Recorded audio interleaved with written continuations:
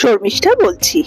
সেদিনকে বাড়ি ঢোকার পথে একটা আজব কাণ্ড দেখলাম, আর দেখা মাত্রই সেটা ফোন বার করে ফ্রেমবন্দি করে ফেললাম। দেখুন কাণ্ড, রায়বাগিনী বিড়ালিনী মোবাইলে ইঁদুরকে হাঁটা চলা করতে দেখে সে ইঁদুর শিকার করার জন্য তৎপর হয়ে উঠল, আর আশেপাশের লোকজন সেটা দেখার জন্য ভালো মতোই ভিড় জমিয়ে ফেললো। আমি বেশ দাঁড়িয়ে দাঁড়িয়ে এটা মজা দেখছিলাম, আপনাদের সাথে তাই ভাগ করে নিলাম। যে ফোনটা দিয়ে এই ইঁদুর খেলায় মেতে উঠেছিল বেড়ালের সাথে, তার বেশ ভয়ই লাগছিল। ফোনটা যে কোনো মুহূর্তে মাটিতে পড়ে যেতে পারত। বেড়ালটি কোনোভাবেই ক্লান্ত হচ্ছে না, ট্রাই অ্যান্ড এরার প্রসেস করেই যাচ্ছে। আমি আর কতক্ষণ দাঁড়াই, বাড়ি চলে এলাম। বাড়ি এসে একটা নতুন রেসিপি করলাম, প্রন চিলি। এরকম দেখতে হয়েছে, খুবই ইজি। জাস্ট মিক্সিতে সব একসাথে ঘুরিয়ে নিয়ে পেস্টটাকে বলের মতো করে নিয়ে বিস্কুটের গুঁড়ো মাখিয়ে ডিপ ফ্রাই করে, যেমন চিলি চিকেন বা চিলি ফিশ করে ঠিক একই প্রসেস। খেতে বেশ সুস্বাদুই হয়। পরের দিন ছিল বিশ্বকর্মা পুজো। সকাল থেকে কাজের মধ্যেই ছিলাম। বিকেলবেলা একটু সময় হয়েছে, একটুখানি বারান্দায় এসে দেখলাম কটা ঘুড়ি উঠছে, একটু দেখি। আমাদের ছোটবেলায় আকাশ জুড়ে থাকতো ঘুড়ির সম্ভার, এখানে পোকাটা বলছে, ওখানে পোকাটা বলছে, কিন্তু এখন ঘুড়ি আর নজরেই পড়লো না। সর্বসাকুল্যে একটা ঘুড়ি দেখতে পেলাম, বরং কদম গাছে সেকেন্ড রাউন্ডে কদম ফুল থোকায় থোকায় ধরে আছে। পুজো তো প্রায় এসেই গেল। পুজো মানে সাজগোজ, খাওয়া দাওয়া, নতুন জামা কাপড় পরা, সবকিছুই। পুজো প্রায় দোরগোড়ায়। একটু নিজেকে সাজাবো না হয় কখনো। একটা পার্লের সেট আমার খুব ভালো লেগেছিল, কানের আর গলার। আমার বন্ধু কোপা করে, তার থেকেই নেওয়া। দেখুন কি ইউনিক ডিজাইনটা। প্যাকেজিংটা বেশ শক্তপোক্তই ছিল, সেজন্য খুলতে একটু সময় লাগছিল।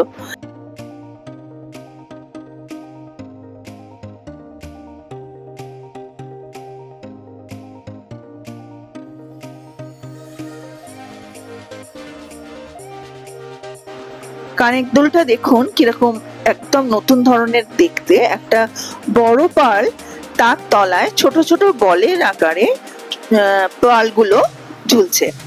বেশ ইউনিক লাগলো, সেজন্য আমি এটা নিয়েছি। আর গলারটা সবচেয়ে সুন্দর, মানে এরকম ধরনের গলার আমি আগে দেখিনি।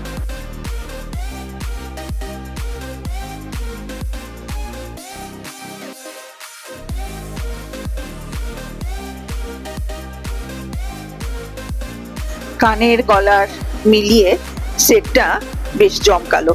যেদিনকে পরবো সেদিনকে একটা ছবি তুলে রাখবো, পরে আপনাদের সাথে শেয়ার করে দেব। রাস্তাঘাট এখন আলোয় সেজে উঠেছে। রাত পোহালেই মহালয়া। মহালয়া বাঙালির হৃদয়ে এক বিশেষ অনুভূতির নাম। আশ্বিন মাসে কৃষ্ণপক্ষের অমাবস্যা তিথিতেই মহালয়া পালিত হয়। এই দিন থেকেই শুরু হয় দেবীপক্ষ, অর্থাৎ দুর্গাপুজোর আগমনী সুর। ভোরবেলা আকাশে ভেসে আসে বীরেন্দ্র কিশোর ভদ্রের কণ্ঠে মহিষাসুর নন্দিনী পাঠ, যা বাঙালির পুজোর আবহকে পূর্ণতা দেয়। মহালয়া মানে অন্ধকার ভেদ করে আলোয় ফিরে আসার প্রতীক, মা দুর্গার আগমন বার্তা। এই দিনে মানুষ পূর্বপুরুষদের স্মরণ করে তর্পণ করেন, আর মন ভরে ওঠে নতুন আশায়।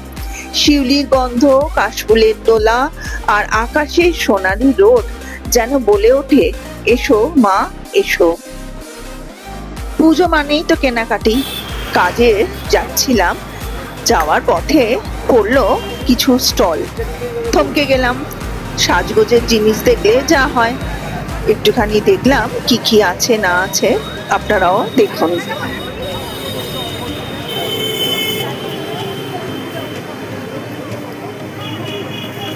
এগুলো কিরম প্রাইস?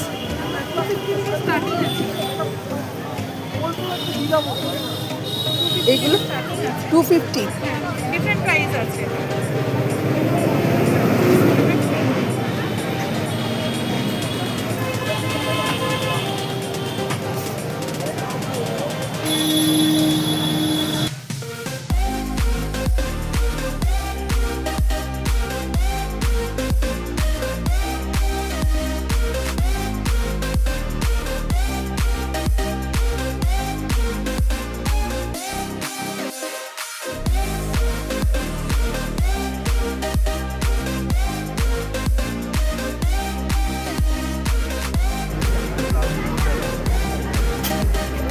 কিরম সব প্রাইস রেখেছেন এগুলো? এটা 350, কুর্তি আছে 400, 450, প্রত্যেক বাঙালি পুজোর আগে ঘরদোর পরিষ্কার করার জন্য কোমর বেঁধে নেমে পড়ে। আমিও নেমে পড়লাম। ওই তো ন্যাড়া করে দিলে গো। কি অবস্থা!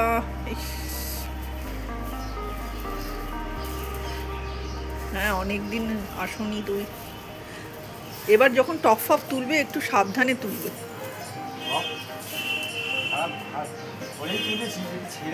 পুজোর আগে সব গাছের যা গার্ডেনিং এর কাজকর্ম সেগুলো সারবো। স্বরাজ অনেকদিন বাদেই এলো, ওর একটা ভালো রকম ফাঁড়া গেছে। কিরকম ফাঁড়া একটু বলি। ও একটি বাড়িতে কাজ করছিল, গাছের পরিচর্যার কাজ। একটা বিশাল আকারের টব ছিল, সেই টবটা তুলে অন্য জায়গায় রাখতে গেছিল। কি হয়েছিল, টবের ওপরের অংশটা হাতে আর নিচের অংশটা পুরোর পায়ে। অত বড় টবে বেশ পায়ের পাটা দেখলাম বেশ ক্ষত, এখনো অনেক দিন বিছানায় শয্যায় ছিল আর কি, কোনো কাজকর্ম করেনি, করতে পারিনি। তাই বলছিলাম স্বরাজকে যখন করবে একটু সাবধানে। ওর হাতেও ছিল না, যদি টব তুলতে গিয়ে টবের নিচের অংশ ভেঙে পড়ে যায় পায়ের ওপর, তাহলে তো কিছু করার নেই। যাই হোক, বিপদ এভাবেই আসে। পুজোয় আপনারা সবাই সাবধানে থাকবেন, ভালো করে কাটাবেন আর সুস্থ থাকবেন।